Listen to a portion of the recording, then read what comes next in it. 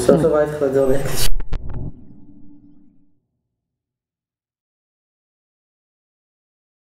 Alors, vous avez parlé des phototypes, des types de peau. Donc, on a en général un phototype qui est clair, c'est classé 1, 2, et puis des phototypes qui sont bruns, pas bruns, vraiment noirs, on va dire qui est vraiment un 5 ou 6. Donc, on a un spectre de phototypes.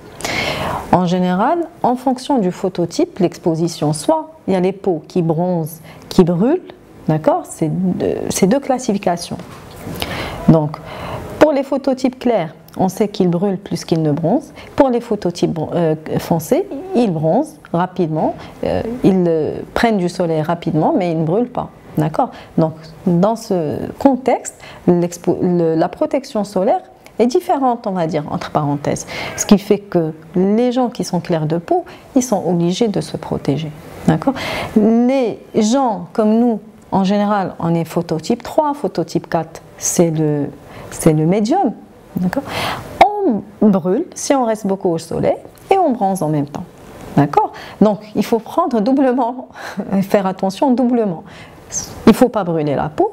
Et si elle bronze, on risque d'avoir des taches pigmentaires. Et on sait qu'on n'aime pas les taches. On aime avoir une couleur qui est homogène, mais pas de taches. On sait que le soleil induit le vieillissement cutané aussi.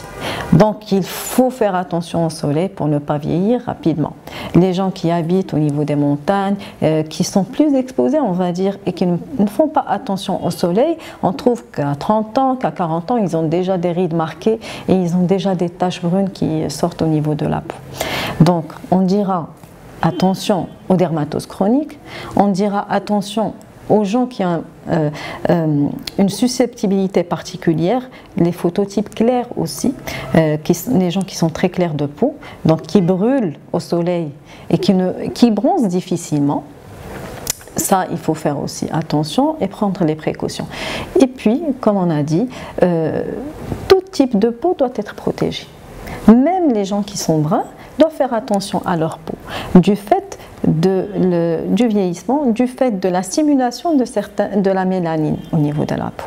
On va dire qu'il faut faire attention pour les enfants aussi et les sujets âgés, c'est des populations qui sont sensibles, donc même le soleil, on va dire qu'il influe beaucoup plus ce type de peau, d'accord? Donc la protection doit être maximale. On va parler de la protection, premièrement la protection vestimentaire qui est essentielle. Après, la protection solaire a aussi sa place, mais les gens ont des habitudes qu'on ne peut pas changer. Normalement, pour qu'un écran soit efficace, il faut qu'il y ait une quantité suffisante au niveau du visage et au niveau enfin, des autres parties du corps qu'on va protéger. Et puis, il faut qu'il y ait une répétition de cet écran solaire parce que sa rémanence est limitée.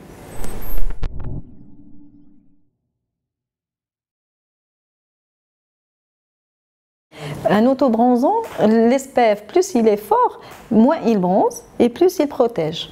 D'accord? Et les autobronzants, il y a les solutions, il y a les crèmes, et il y a des autobronzants qui sont naturels, qu'on mange, qu'on prend, c'est des stimulateurs internes. D'accord, en comprimé ou en gélule, en vitamines, okay, qui favorisent le bronzage.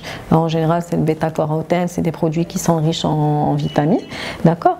Par contre, comme je vous ai dit, le SPF reste le même, que ce soit pour l'écran solaire ou pour l'autobronzant. Seulement, on va trouver un SPF qui est de 10, qui est de 5 au niveau de l'autobronzant. Ça veut dire qu'il laisse la peau bronzer ou qu'il favorise les rayonnements solaires. Bon. Moi, en tant que dermato, je ne conseille pas les autobronzants. D'accord? Je ne veux pas stimuler la peau, je veux la protéger.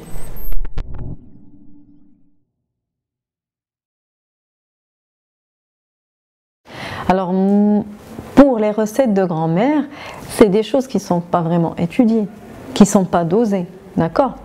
À la rigueur, peut-être quelque chose de bien, au fond, mais on ne peut jamais savoir si ça peut donner des eczémas, si ça peut donner des... parce qu'il y a des produits, surtout tout ce qui est, on va dire, plantes médicinales, ou tout ce qui est un peu bio, entre parenthèses, ça peut donner des eczémas, ça peut donner une photosensibilité au soleil. D'accord? Donc il faut faire attention pour ce qui est de ces produits. Après, ce qui est le plus simple, c'est qu'on demande à la personne de tester dans une petite zone, loin du visage, au niveau de la partie interne du bras. Si ça ne fait pas de mal, donc à la rigueur, bon, chacun sa cuisine, on va dire, interne. Mais s'il y a une réaction, s'il y a un prurite, s'il y a de la rougeur, s'il y a de l'œdème, s'il y a n'importe quoi, il vaut mieux éviter. Ça, c'est pour tout ce qui est aigu. D'accord? Après, sur le long terme, qu'est-ce que ça va donner? Aucune étude n'est faite, en fait, pour avoir une idée. C'est pour ça, en tant que dermato, on ne peut pas conseiller. On ne peut pas cautionner.